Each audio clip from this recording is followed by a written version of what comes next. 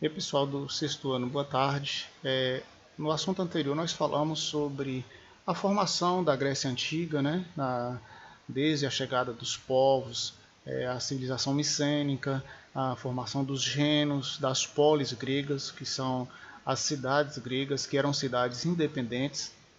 E hoje nós vamos falar sobre as transformações do mundo antigo grego, certo?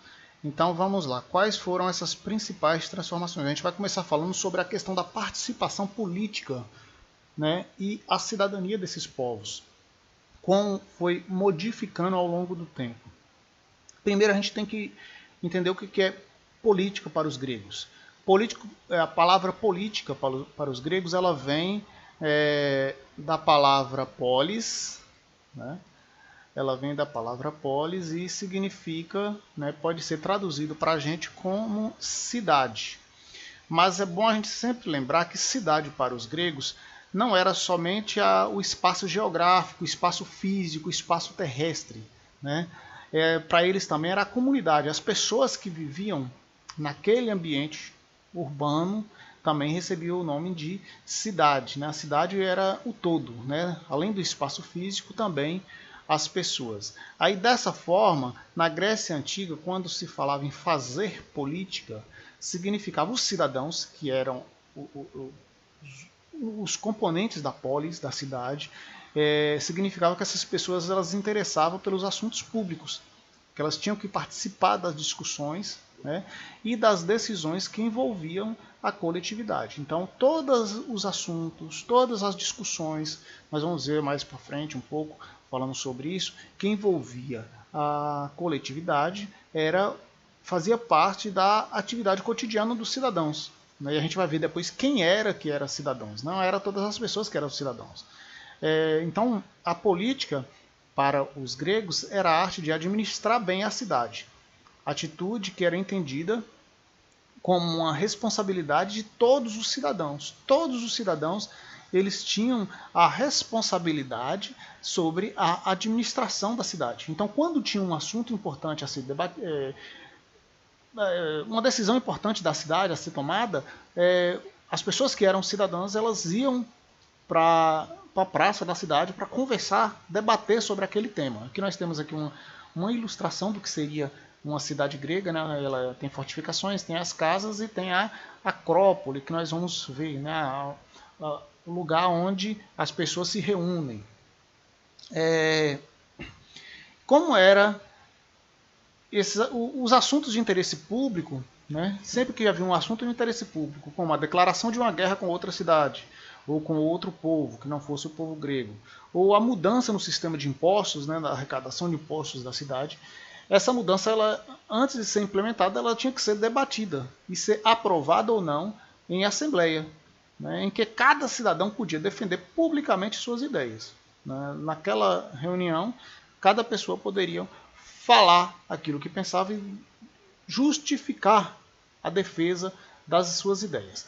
Durante a antiguidade, as primeiras cidades, né, as primeiras polis gregas, elas eram governadas por reis, mas diferente do que acontecia tanto no Egito como na Mesopotâmia, em que os cidadãos eram governados por reis, mas os reis tinham poder divino, que os cidadãos não interferiam, na polis grega, os cidadãos eles podiam interferir de forma direta, porque eles iam para uma praça debater os assuntos da gestão pública, por meio das assembleias. Então aí a gente vai ver a grande diferença entre o mundo grego e o mundo antigo, é a participação dos cidadãos nos problemas da administração pública da cidade. As decisões da cidade eram tomadas pelos cidadãos. Isso lá na antiguidade, que a Grécia ela era governada ainda por reis. Tinha a figura do rei, mas os cidadãos participavam da tomada das decisões. Agora, como as cidades elas eram independentes umas das outras, as cidades e estados, como nós vimos, com o tempo, as diferentes polis desenvolveram também formas distintas, né, formas diferentes de governo. Não quer dizer que todas as cidades gregas tinham esse mesmo tipo de governo. Ao longo do tempo, cada uma delas, como elas eram independentes, eram cidades e estados, foram desenvolvendo formas próprias de governo. E aqui nós vamos estudar basicamente duas dessas cidades que são as mais famosas, as mais importantes cidades gregas, que é a cidade de Esparta e a cidade de Atenas. Hoje nós vamos ter um pouco a falar sobre a cidade de Atenas. Depois, na próxima aula, a gente fala sobre a cidade de Esparta. Como nós falamos no capítulo anterior, o crescimento demográfico, ou seja, o crescimento populacional dentro dos gênios, eles vão originando a formação das cidades-estados gregas, que são aquelas cidades que nós falamos aqui, né? Elas não têm uma ligação entre as outras cidades, a não ser por questões culturais e religiosas, e língua. Mas elas têm leis diferentes, tipos de governos diferentes, e ao longo do tempo esses governos foram tomando formas diferentes também no modo de administrar as cidades. E aí, nesse período, o direito à participação política era concedido apenas aos proprietários das terras mais férteis, que eram os chamados aristocratas, que nós falamos na aula anterior, que aristocratas significa os melhores. Então, apenas os mais ricos, eles participavam da vida política, lá no início da formação das cidades. E também só eles ocupavam os melhores cargos, né, os cargos administrativos dentro da cidade. Então, esse tipo de governo, a gente chama de um governo oligárquico, que é uma palavra que vem do grego oligarquia, que significa governo de poucos. Apenas uma pequena parcela daquela sociedade, daquela cidade, participava das decisões do governo. As pessoas mais ricas. Então, por isso, era um governo oligárquico. A gente tem três tipos de governos. O governo monárquico, que é o governo de certo? Que é o governo do rei. Nós vamos ter, que geralmente é o governo de um rei, de uma figura que tem um poder ali justificado por uma questão divina, por uma questão de nascimento, essas coisas. Nós temos o governo oligárquico, que é o governo de poucos, pequeno grupo da sociedade, ela toma decisões sobre o governo daquela comunidade, daquele povo. E nós temos o governo democrático, que nós vamos falar mais para frente, que é o governo povo, cracia, poder. Então, o governo democrático é o governo que leva em conta a vontade da maioria. Isso é só uma curiosidade. Então, lá no início da formação das cidades gregas, predominava o tipo de governo oligárquico, que era o governo de poucos, o governo dos mais ricos, pois o poder político era controlado por um número reduzido de pessoas. Só eles participavam das decisões das cidades.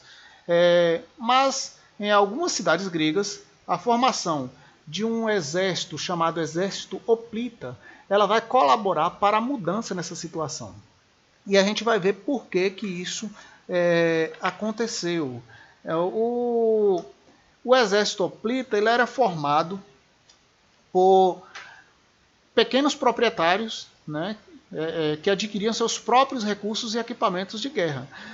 O Estado ele não fornecia aos soldados o equipamento. Então, o cara, para fazer parte do exército grego, ele tinha que ter recursos suficientes. Né? Um pobre ele não ia conseguir comprar o seu próprio armamento. E então, apenas ali, a partir de um determinado ponto de recursos que a pessoa tivesse, ele conseguia comprar o seu armamento,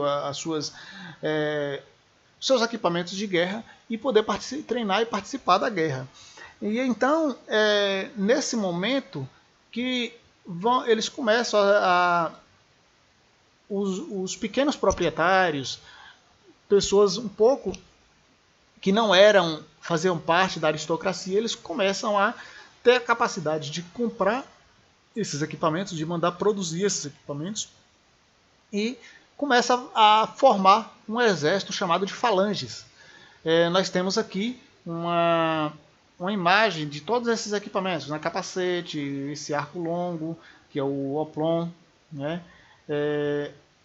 Aliás, o escudo, que é o oplon, né? Então é uma espada curta e um arco longo, né? Nós temos aqui a espada curta, uma lança longa, desculpa, o capacete, a armadura, né? As proteções todas.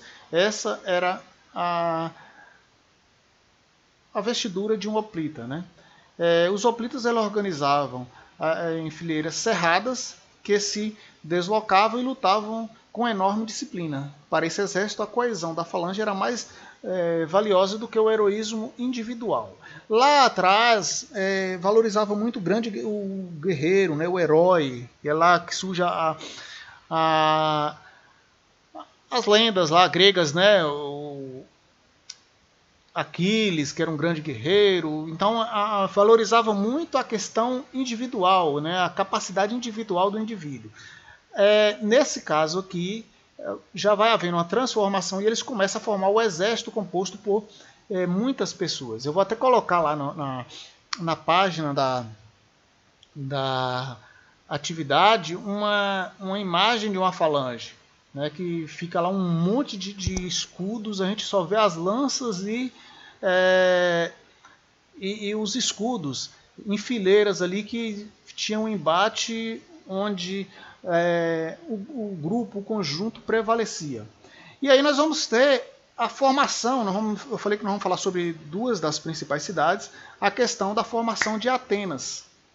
Né? Voltando à questão dos hoplitas, que eu esqueci, faltou aqui eu falar uma parte aqui que é importante, os gregos eles consideravam o agricultor, a partir do momento dessa formação da falange, como um grande soldado, pois eles tinham um vínculo com a terra que defendia com suas armas, ou seja, ele estava lutando para defender a sua própria terra. E além disso, para os gregos, o trabalho no campo, que era um trabalho pesado, ele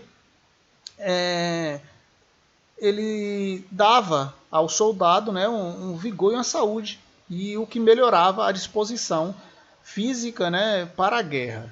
E aí a formação das falanges elas vão causar uma mudança importante na vida política das cidades e estados gregas, porque aí a maior parte do exército grego passou a ser composta por agricultores, pessoas um pouco que tinham menos recursos do que os aristocratas.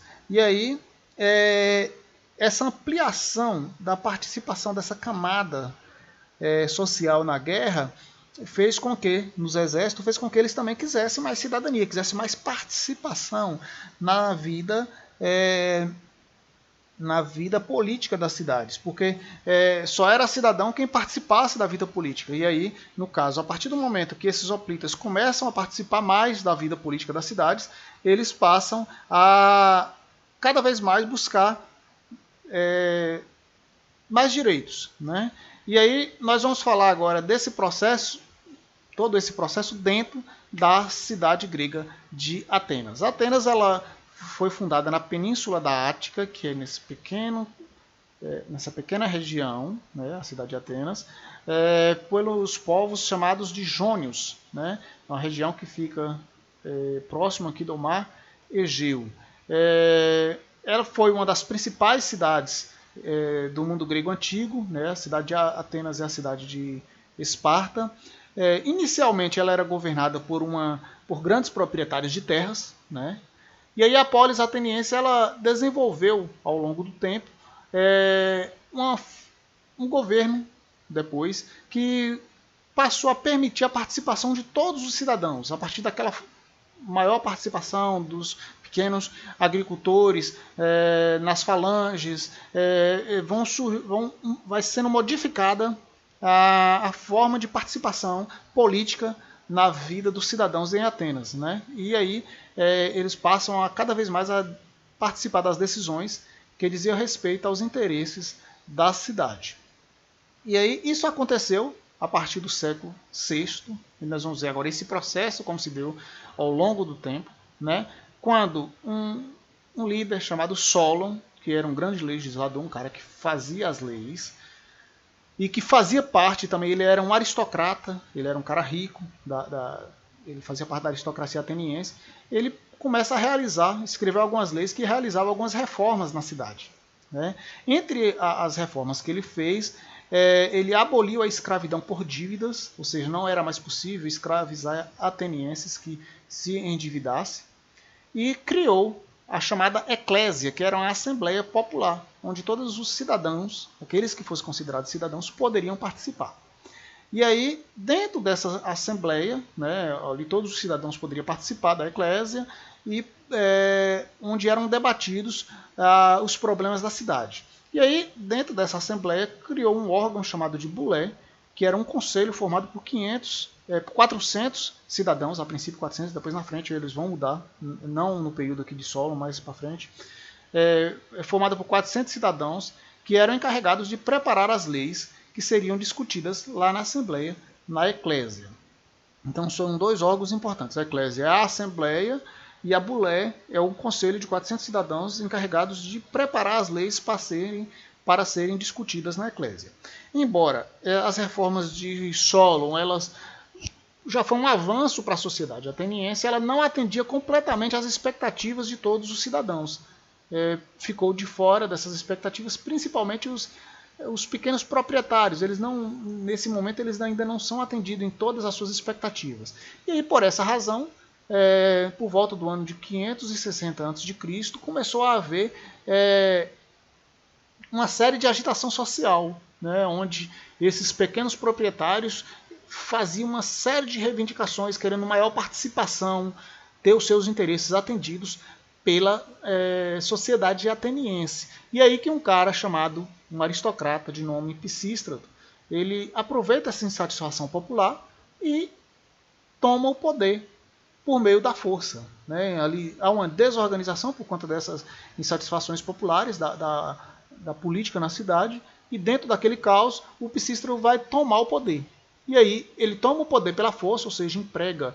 Ali ele era um cara rico, tinha muita pessoa, muitos escravos, ele forma um exército que chega e expulsa os outros líderes aristocratas das decisões e assume as decisões da cidade nas suas mãos. E aí ele vai manter as instituições, né, a Eclésia, a Bulé, em funcionamento, mas vai exercer um controle sobre elas, ou seja, elas vão ter que fazer o que ele determina.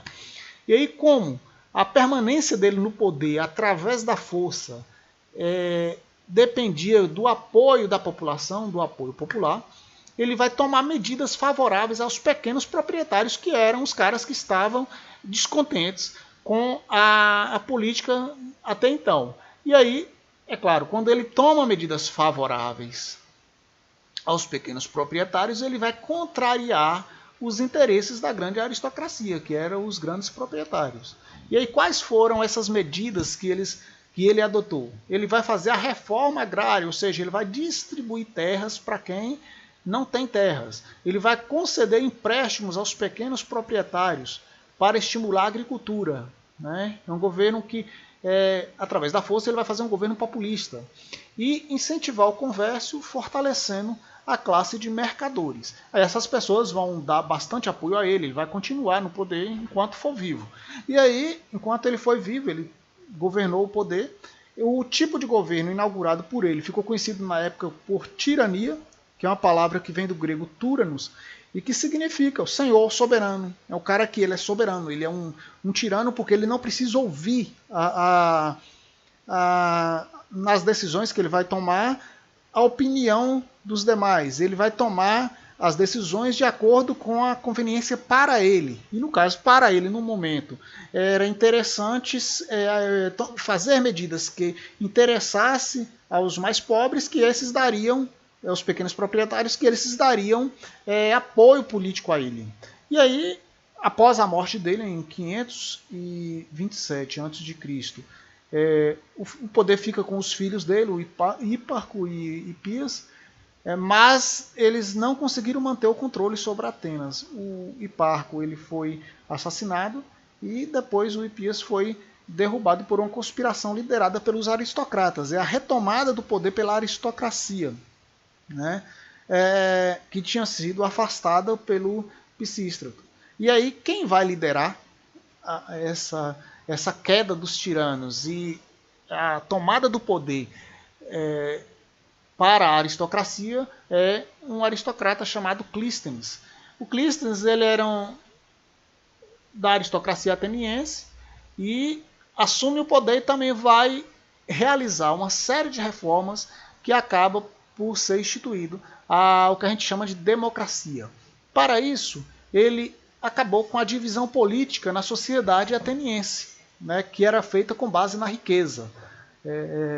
que era aquela ideia de poder participar da vida política apenas os mais ricos.